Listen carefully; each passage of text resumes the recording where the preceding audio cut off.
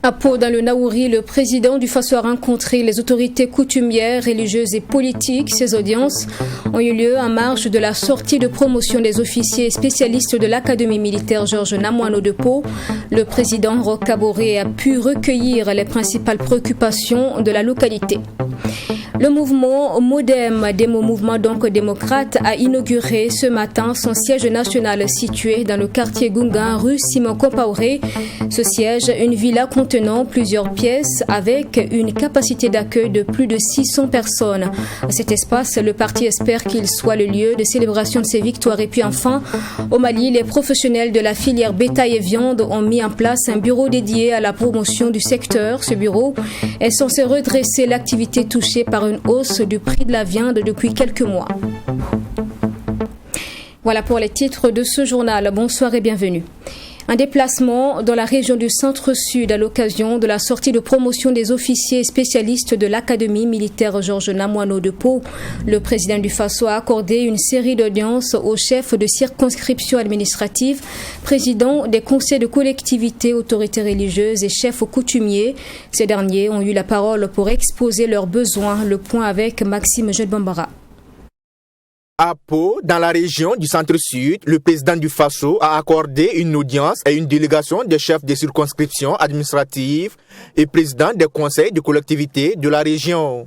La délégation, conduite par le gouverneur, a traduit sa reconnaissance au chef de l'État pour les projets réalisés dans la région, notamment la route Manga-Zabri, celle Guiba-Garango en chantier, la construction du pont sur le fleuve Nazino et la réalisation du commissariat de Guiba. Des doléances ont également été soumises à Roch-Marc Christian Kaboré. Nous avons aussi soumis des doléances, notamment la route Nyorida Manga qui est très dégradée. On a beaucoup de barrages aussi qui ont cédé. On a des commissariats de police que nous sollicitons la construction parce que vous savez que la zone du centre-sud est une zone frontalière avec le Ghana et on a beaucoup de forêts. Donc on a besoin vraiment de beaucoup d'agents de sécurité pour jouer au travail de sécurisation de ces massifs forestiers-là. À la suite des autorités déconcentrées et décentralisées, c'est au tour des autorités religieuses de Pau et des chefs coutumiers de la province du Naouri de féliciter Roch-Marc Christian Kaboré pour sa réélection et de présenter leurs doléances. Nous avons parlé de CSPS dans certains villages, des écoles publiques, de CIG, de routes, de ponts. Nous avons aussi demandé un centre d'examen de concours à Pau, parce que quand nos enfants vont à Manga, ils souffrent, ils n'ont pas de place pour dormir. Alors voilà tout un tas de problèmes que nous avons posés à M. le Président. À noter que ces audiences se sont tenues en prélude à la cérémonie de la sortie de promotion des officiers et spécialistes de l'Académie militaire Georges Namoiano de Pau. Et à Ouagadougou, le président du Faso a aussi reçu en audience le directeur général de la Bourse régionale des valeurs immobilières BRVM de l'UEMOA. Ce 27 août à Kosiam, les échanges entre les deux hommes ont tourné autour des questions de financement du développement. Toutes les précisions avec Fatima Tanikima. Cette rencontre entre le président du Faso et le directeur général de la Bourse régionale des valeurs mobilières a servi de cadre de discussion sur la question du développement du marché financier régional, chose qui a permis à Edo Kossi Amenové de bénéficier de quelques conseils du président du Faso Roch-Marc Christian Kaboré sur ces questions relatives au développement économique. Nous avons particulièrement abordé la question du financement des États par les émissions obligataires, notamment les interventions du Burkina Faso sur ce marché. Le Burkina a déjà mobilisé 330 milliards au titre de cette année pour le financement des projets de développement et de la relance post-Covid. Le financement du secteur privé était également à l'ordre du jour. Selon le directeur général de la Bourse régionale des valeurs mobilières, les échanges à ce niveau ont tourné autour du financement des grandes entreprises, mais aussi des petites et moyennes entreprises. Le chef de l'État nous a donc donné des conseils sur comment mener des réflexions pour que le financement du secteur privé au Burkina puisse être réalisé, en tout cas le financement particulièrement à long terme, et surtout comment accompagner ce secteur privé dans, je dirais, la mobilisation de ressources sur le marché financier régional. Comment financer aussi le secteur minier et le rendre bénéfique pour les populations locales? C'est l'une des questions qui a rythmé cette rencontre. En ce qui concerne ce secteur, il a surtout été question de voir comment ouvrir le capital des sociétés minières à travers l'actionnariat populaire, selon Edo Kossi Amenouvé. Je vous en parlais en titre, le mouvement démocrate MODEM, devenu un parti politique en novembre 2020, dispose à présent de son siège national. Inauguré ce matin, l'infrastructure est située dans le quartier Gunga de Ouagadougou et va permettre au parti de centrer ses activités. Les images de cette cérémonie d'inauguration dans ce reportage signé Fatima Tanikema. Nous sommes à la rue Simo Kampaoré dans le quartier Gunga de la ville de Ouagadougou. Ce quartier de la capitale burkinabé qui a vu naître le président du mouvement démocrate MODEM abrite désormais le siège national du parti. Ce siège vient respecter la loi 032-2001 du 29 novembre 2001 portant charte des partis et formations politiques au Burkina Faso. En son article 14, cette loi stipule que tout parti politique doit se doter d'un siège sur le territoire national. La villa qui abrite le siège national du MODEM comprend donc cette grande cour que vous voyez pouvant contenir jusqu'à 500 personnes, comprend une salle de réunion pouvant contenir 110 places. Nous avons 4 bureaux bien équipés et très opérationnels. Nous avons une salle VIP pour des réunions pouvant atteindre 12 personnes, ainsi que des salles d'eau et une cafétéria qui permettent de rendre les passages ici et le travail agréable.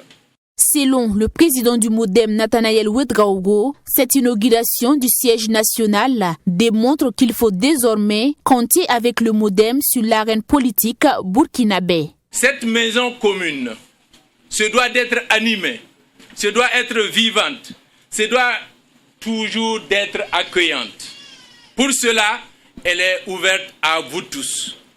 Nous souhaitons que ce lieu soit celui de nos luttes, que cette maison soit celui de nos combats, mais surtout nous souhaitons que ce lieu, que ce siège soit le lieu où nous allons célébrer nos succès et nos futures victoires.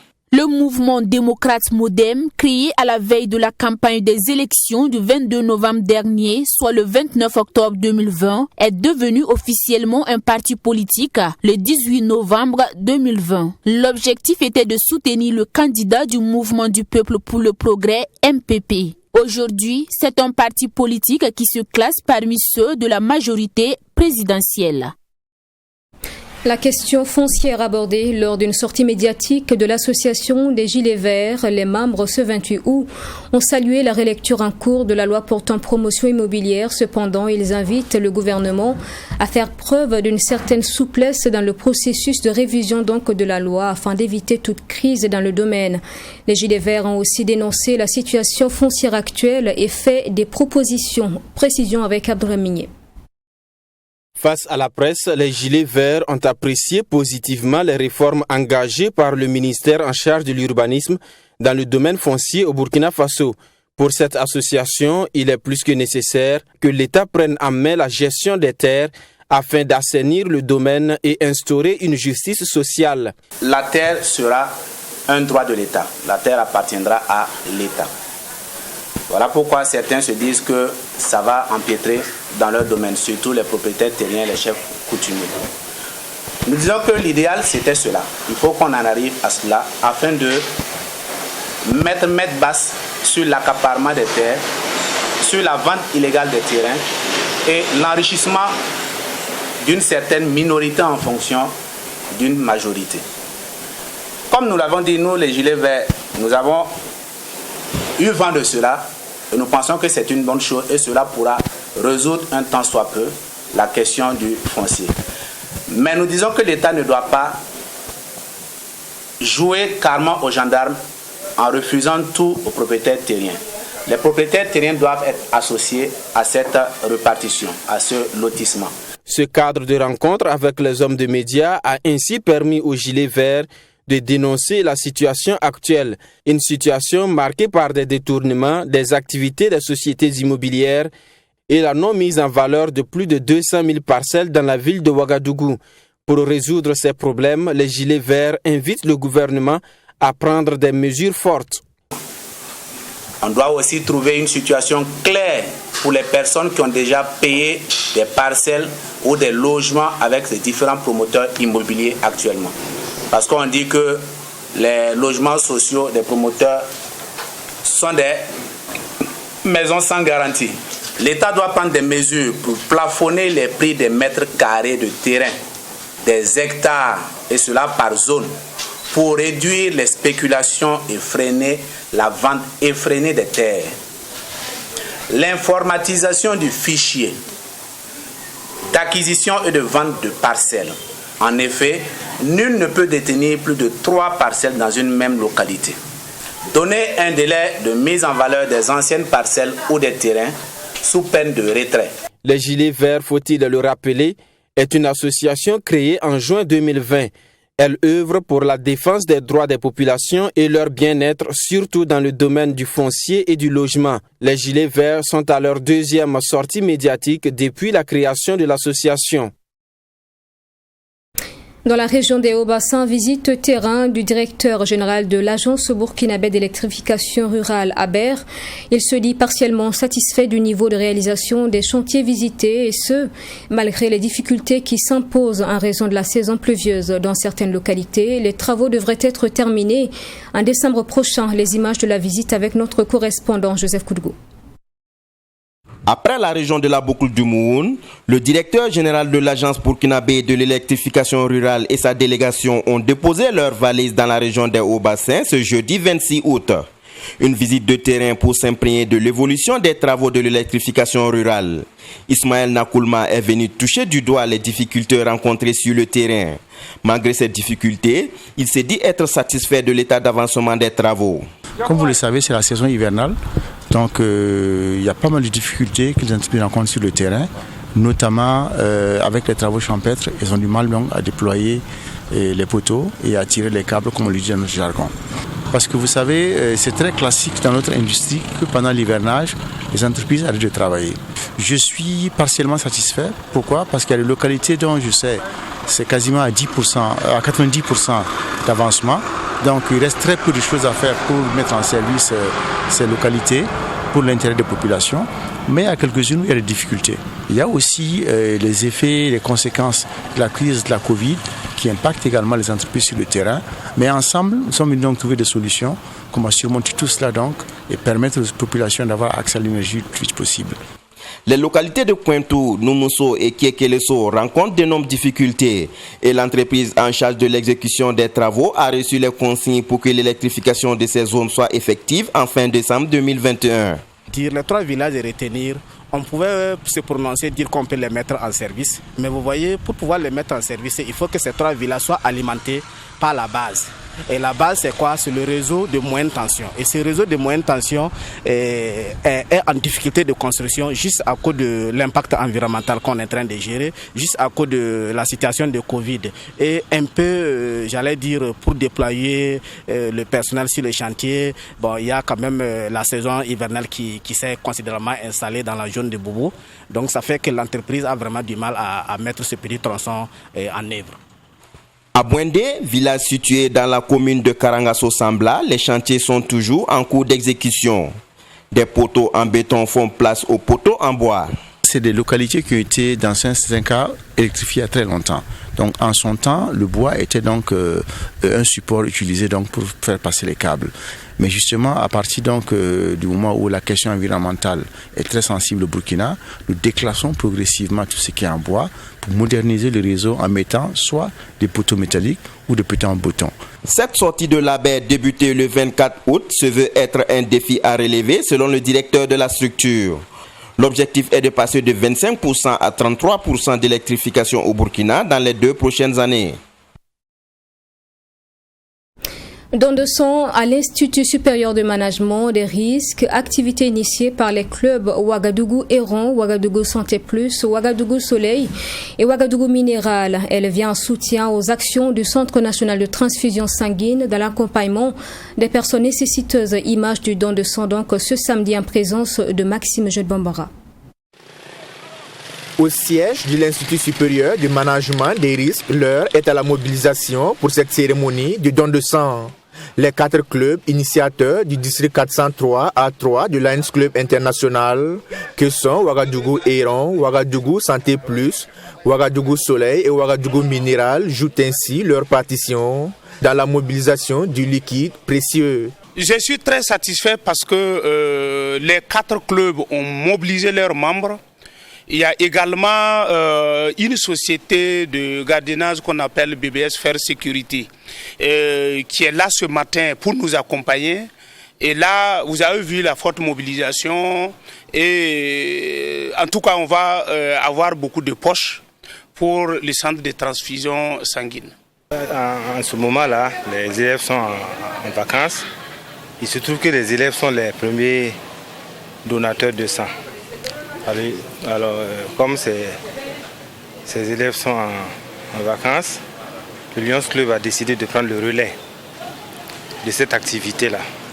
Une activité à laquelle personnel de la société de gardiennage BBS Fair Security et Lyon ont répondu présent afin de donner leur sang, ce qui va sans doute contribuer à soulager ceux qui sont dans le besoin. Je sais que les gens en ont besoin, donc ça peut sauver les vies. Pourquoi ça, on donne le sang. C'est votre première fois? Oui, c'est ma première fois. J'invite les autres, en tout cas ceux qui n'ont pas encore eu le courage de donner, qui n'ont pas fait ce don de sang pour permettre à d'autres qui sont dans les besoins de vivre. Quoi. Parce que c'est quand même donner son sang, c'est quand même donner une vie ou soit donner une deuxième chance à d'autres personnes aussi. Selon les organisateurs, environ 70 poches de sang sont attendues pour ces jours. Et ces activités de don de sang se poursuivront jusqu'en octobre prochain. Dans la suite de ce journal, la lutte contre la désertification, les différents corps paramilitaires se sont donnés pour objectif de restaurer la ceinture verte de l'arrondissement 4 de Ouagadougou à l'occasion de la 7e édition de la journée de reboisement. Dans cet élan, ils ont mis en terre plus de 200 plants ce matin. Cette activité initiée par la police nationale représente également un symbole de cohésion entre les corps paramilitaires. Image avec Mamétri Anakamabou. Le Burkina Faso perd chaque année plusieurs hectares de forêt. C'est face à cette dégradation continue que cette activité de reboisement a été instaurée par les différents corps paramilitaires. Pour cette 7e édition, plus de 200 plants ont été mis en terre et le choix a été porté sur la bande verte de l'arrondissement 4 de Ouagadougou. Les plantes pourront échapper à beaucoup d'agressions comme la divagation des animaux et puis les érosions. Et il y a aussi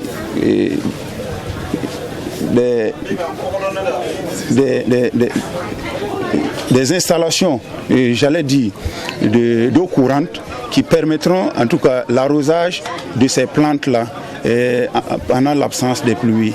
Et aussi, sur cette superficie, il y a des dames, des riverains qui pratiquent la maraîchiculture. Donc, c'est le choix de ces sites, en tout cas, n'est pas fortuit, je le disais tantôt, parce qu'il a beaucoup d'avantages à son niveau. L'organisation conjointe de cette opération, à en croire les initiateurs, est un symbole de cohésion et de solidarité entre les entités des corps paramilitaires. Les agents des eaux et forêts ont, au cours de cette activité, donné quelques consignes de plantation d'arbres. Il faut d'abord que les conditions techniques soient réunies. D'abord, il faut se rassurer que le trou a une dimension raisonnable. Au minimum 60 cm comme diamètre et 60 cm comme profondeur. Ça, c'est les dimensions minimales comme ça pour pouvoir effectuer une bonne plantation. Maintenant, il faut trouver une espèce quand même qui puisse résister à une petite poche de sécheresse, à savoir quand même une espèce suffisamment grande. Si vous remarquez ici, vous verrez que les plants sont d'une certaine maturité et ça permet à la plante que s'il y a une petite poche de sécheresse là, que ça puisse tenir. Et il faut avoir en tout cas des plants qui sont résistants. Et je reviens sur l'aspect utilitaire aussi et utilisé par la population. Le maire de l'arrondissement 4 a invité la population à veiller à l'entretien de ce plan mis en terre. Il souhaite que ces plans bénéficient de toute l'attention requise pour le bonheur des générations présentes et futures. Avec l'appui de la commune de Ouagadougou, il y a déjà une clôture qui est assurée. À notre niveau, nous avons lancé un appel à l'endroit des riverains pour que la question de divagation des animaux, l'incivisme à ce niveau puisse être stoppé.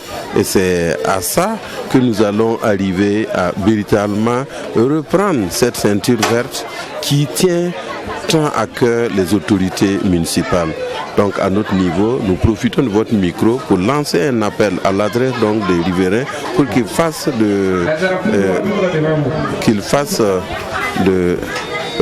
cette plantation, de cette ceinture verte, les ceintures vertes, et c'est à travers ça que nous allons pouvoir ensemble, la main dans la main, protéger ces plants que nous mettons à terre ce matin. Cette activité de plantation d'arbres a été initiée pour lutter contre la désertification. C'est aussi une occasion pour ces corps paramilitaires de répondre à l'appel du président du Faso.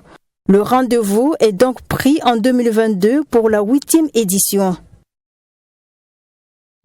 Lutte contre la désertification toujours, la Banque de l'Union BDUBF s'est aussi engagée en collaboration avec la mairie de Lumbila.